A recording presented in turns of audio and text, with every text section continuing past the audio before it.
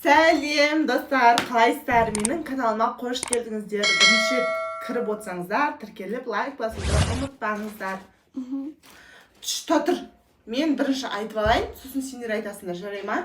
Жарай ма, Жазира? Достар, білесіздер еліміздегі жағдайды. Біздің қыздар балабақша жоқ, мектеп онлайн, азаннан кешке дейін үйде.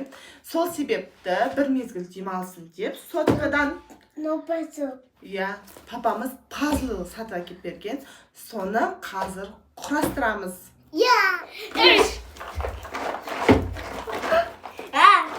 Ал давай кеттік, ашамыз ба? Достар, аналарыңызда декретте отырған аналар бар ма? Бар болса, қолдарыңызды көтеріңіздер.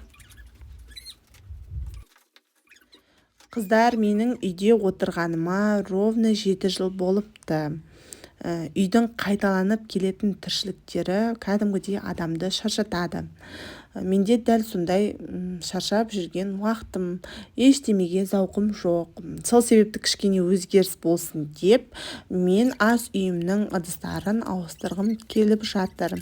Ендігі видеода сол ыдыстарды алып сіздерге түсірсем, және де мынау пазлды құрастырып сіздерге көрсетсем, қалай, қызық па? Қызық болатын болса, комментарияға жазып қалдырыңыздар.